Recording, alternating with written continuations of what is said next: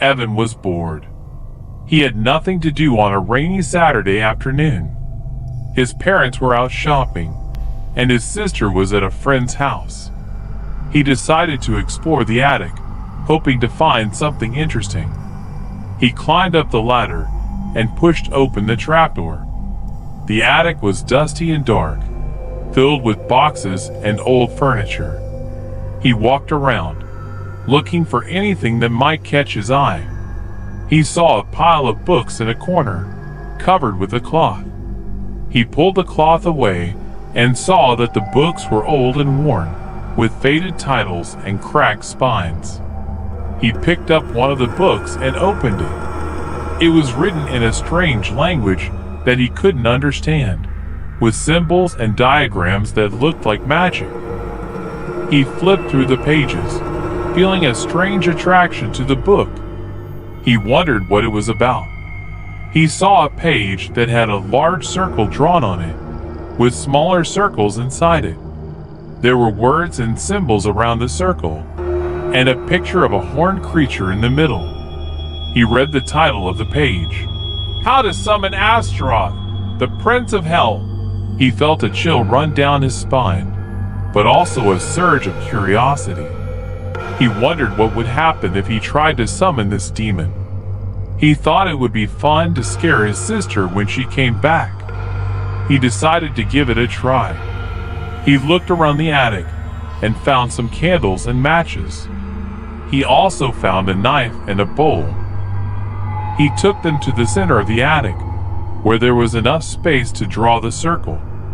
He copied the circle from the book, using chalk that he found in a box.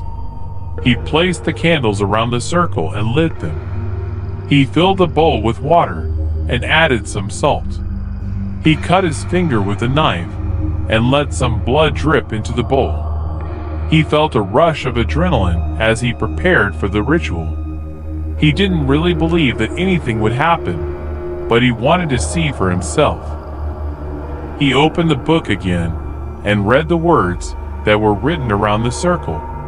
He repeated them aloud, trying to pronounce them as best as he could. Zazas, Zazas, Nazatanata Zazas. Astaroth, Astaroth, Astaroth.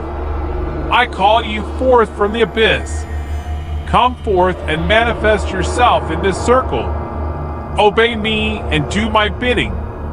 Zazas, Zazas, Nazatanata Zazas. He felt a sudden gust of wind blow through the attic, making the candles flicker.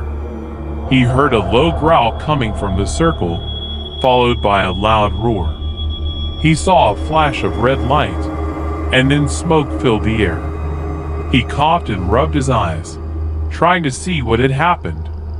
He looked at the circle and saw a dark figure standing in it. It was tall and muscular, with black skin and red eyes. It had horns on its head, claws on its hands, and hooves on its feet. It had wings on its back, and a tail with a pointed tip. It was Astaroth.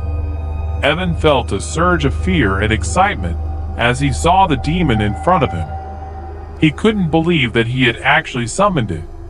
He felt powerful and proud of himself. He smiled and said, Hello, Astaroth. I am Evan, your master. The demon looked at him with contempt and said, You are not my master, boy. You are nothing but a foolish worm who has dared to disturb me from my slumber. Evan felt a pang of anger and said, No, you are wrong. I summoned you with this book, and you have to obey me. The demon laughed and said, This book is not yours, boy. It belongs to my true master, who wrote it long ago with his own blood. You have stolen it from him, and you have violated his sacred seal.